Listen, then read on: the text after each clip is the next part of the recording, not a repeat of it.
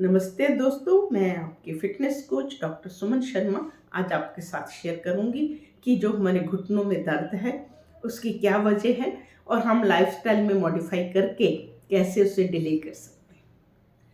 ये universal truth है कि हमारे घुटने जो है वो वेट वेयरिंग जॉइंट है, हमारी पूरी बॉडी का वजन लेते हैं और हमारा कोई भी काम चलना फिरना उनके बिना नहीं होता।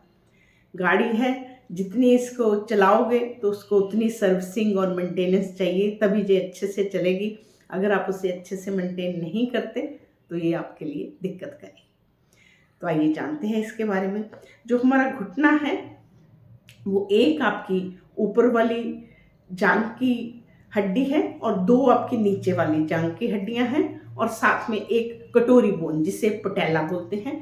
इन चार बोन से जुड़ के बनता है और लिगामेंट इनको आपस में बांधते हैं। सबसे मेन जो गेम यहाँ पे है वो कार्टिलेज की है।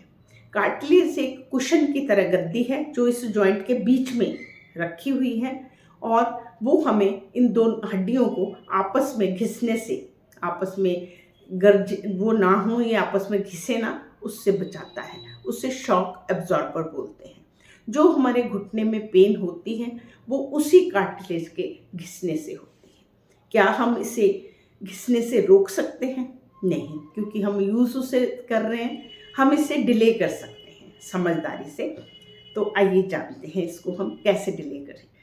क्योंकि फ्रेंड्स, एज के साथ पहले तो गाड़ी नई है, अच्छी अच्छी चलेगी, बट 50 के बाद सब लोगों को, जितने भी मेरे फ्रेंड्स हैं, अगर वो फीमेल्स हैं तो उनको ज़्यादा, क्योंकि 50 में उनको हार्मोन चेंज हो गए हैं, उनका कैल्शियम विटामिन डी वैसे ही कम हो गया है। तो जितने मेरे 50 ईयर्स ओल्ड फ्रेंड्स हैं उन सबको ये प्रिकॉशन लेने की, लाइफस्टाइल मॉडिफिकेशन लेने की ज़रूरत है। नंबर 1, आप ज़मीन पे डायरेक्ट बैठ के उठना एकदम से बंद करें। ऐसा माना जाता है कि जब हम नीचे बैठ के ऐसे घुटनों के बल उठते हैं तो उसमें हमारा 3 गुना प्रेशर, अगर नॉर्मली हम चलते हैं तो 1 गुना प्रेशर कार्टिलेज पे रहता है, तो जब हम ऐसे बैठ के उठते हैं तो 3 गुना प्रेशर होता है। और जब हम सीढ़ियाँ चढ़ते हैं तो वही प्रेशर बढ़ के 5 गुना होता है। और जब हम आलती पालती मार के बैठते हैं तो वही हमारा प्रेशर बढ़ के 10 गुना, मतलब इतना ज़्यादा प्रेशर हमारे कार्टिलेज पे आता है। हमारी ड्यूटी है हम कार्टिलेज पे प्रेशर को कम रखें।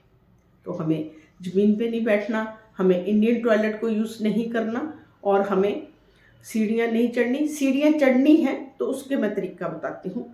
सीढ़ियाँ आपने एकदम से ऐसे नहीं चढ़नी, आपने एक सीढ़ी पे चढ़े, फिर दूसरी, तीसरी ऐसे लीजिएगा। उससे भी ज़्यादा आप साइड वाली जो सीढ़ियों की रॉड होती, रेलिंग होती है, उसका सहारा ले, ताकि आपका जो वेट है वो डायरेक्ट कार्टिलेज पे ना आके थोड़ा सा शिफ्ट हो जाए आर्म के थ्रू रेलिंग पे। इसका ध्यान रखिएगा। उसके बाद फ्रेंड्स, दूसरे मैं बात करती हूँ, अपने वेट को कंट्रोल रखिएगा। वेट अगर कंट्रोल नहीं रहेगा, आज नहीं तो कल हमारे घुटनों की जो घिसने की कार्टिलेज की पावर है वो जल्दी होएगी, आपको जल्दी प्रॉब्लम आएगी। इवन हम बोलते हैं कि आप अपनी बॉडी का 5 से 10% वेट कम करें, परंतु घुटनों के मामले में हम लोगों ने देखा है कि अगर अपने वेट का 1 से 2 किलो, जो कि बहुत कम होता है, वो भी कम कर लेते हो तो घुटनों में आपको बहुत ज़्यादा आराम मिलता है। घुटनों की पेन में, घुटनों के घिसने में बहुत आराम मिलता है। तो अपना वेट कम करें। यहाँ पे हमारे एक क्लाइंट की क्वेरी है कि मैम मेरी तो घुटने में तो दर्द है, आप बोल रहे हो कि घुटने में वेट कम करें, मैं वेट कैसे कम करूँ? फ्रेंड्स, आपको पता है जो हमारी फिटनेस है वो पूरा कैलोरी बैलेंस से होता है। आपको कैलोरी इनटेक अगर कम कर देंगे तो ऑटोमेटिकली आपका वजन जो है वो कम होना शुरू होगा, क्योंकि आपको 80% जो वेट है वो हम खाने से लेते हैं, 20% ही हम लोग खर्च करते हैं। तो आप इसको खाना और खर्चने को बैलेंस करिएगा। आप मूवमेंट नहीं कर पा रहे, आप उसको कम करें। मैं ऐसा उदाहरण के लिए बताती हूँ, अगर आप 2 रोटी खाते हैं, अगर एक रोटी में 70 कैलोरीज हैं तो उसको बर्न करने के लिए हमें 15 मिनट का वॉक चाहिए, या हमें 30 मिनट का योगा चाहिए, या हमें 10 मिनट की ब्रिस्क वॉक चाहिए। तो हम वो नहीं कर पा रहे, पर हम अपने मील्स को, जो हम स्मॉल मील्स, फ्रीक्वेंट मील, माइंडफुल ईटिंग बोलते हैं, उसको ध्यान दीजिए। नंबर 3 पे आती हूँ मैं। सबसे मेन जो बात है, muscle strengthening of the knee joint. आपको ऐसी एक्सरसाइज करनी है जिससे आपके मसल टोन पकड़े। मसल स्ट्रेंथनिंग फ्रेंड एक दिन में नहीं होगी। आप जाते हैं फिजियोथेरेपी से कराते हैं, आप सीखिए और उसको आप रेगुलर अपने उसमें लाइएगा। जब आप मसल स्ट्रेंथनिंग कंटिन्यूसली 3 महीने करोगे, उसके बाद आपको समझ आएगा कि आपके जो घुटना है वो थोड़ा ठीक होना शुरू हुआ। जब आपके घुटने के सराउंडिंग के मसल्स स्ट्रॉन्ग होंगे तो भी आपके कार्टिलेज पे थोड़ा प्रेशर कम होगा। उसमें आपको नी स्ट्रेचिंग एक्सरसाइज होंगी, आइसोमेट्रिक एक्सरसाइज होंगी। आपके तौलिया को रोल करके नी के नीचे रखिए और उसको 10 तक गिन के धीरे धीरे उसको गिनिएगा, प्रेशर दीजिए नी से। ऐसे करके 3-3 सेट करके 3 सेट करें, धीरे धीरे बढ़ाएं, एकदम से ना बढ़ाएं कि एकदम से आपको बोला है तो आज मैं सारी एक्सरसाइज कर डालूंगा। धीरे धीरे अपनी बॉडी को अडेप्ट करें।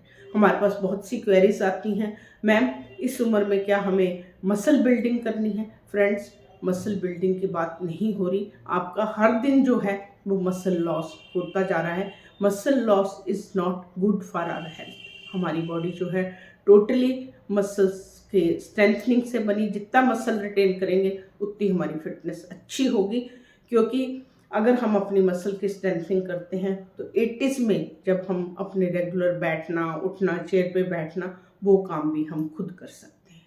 तो आप मसल्स को जरूर स्ट्रेंथ करें, आपके घुटनों की स्ट्रेचिंग और एक्सरसाइज जरूर करें। फिर बात आती है आपकी डाइट की। डाइट में फ्रेंड्स आप प्रोटीन इनटेक का जरूर ध्यान रखें, क्योंकि अगर आपने मसल स्ट्रेंथनिंग एक्सरसाइज रेगुलरली कर ली और प्रोटीन नहीं लिया तो आपका जो वहाँ पे बियर एंड टियर हुआ है मसल का, उसकी रिफॉर्मेशन नहीं होगी। तो आप अपनी डाइट में, जो कि हम नॉर्मली बताते हैं 0.1 gram protein divided into 3 doses, तो इसका सिंपल फार्मूला, आपको गिनना भी नहीं, जितना आपका वजन है उसी के आसपास आपको, मान लीजिए आप 60 kg के हैं तो 60 ग्राम प्रोटीन आप रखिएगा, जिसको आपने 3 डोजेस में डालना है।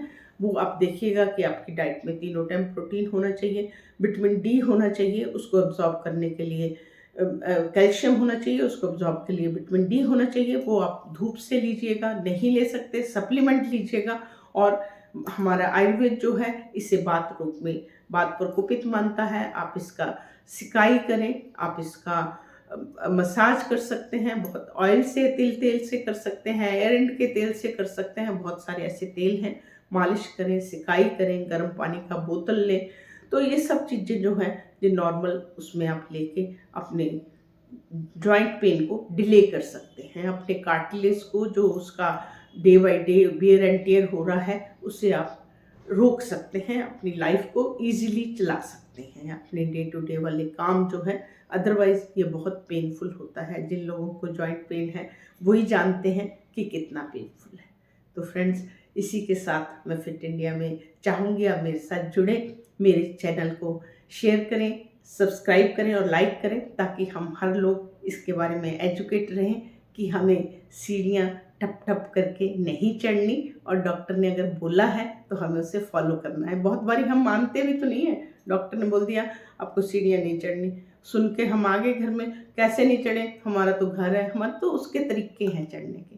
तो आप इस चीज़ से अपने ब्रेन को एक लेवल और आगे लेके जाइए और फिट रहें, मेरे साथ जुड़े। हम फिट रहेंगे तो इंडिया फिट रहेगा। नमस्कार।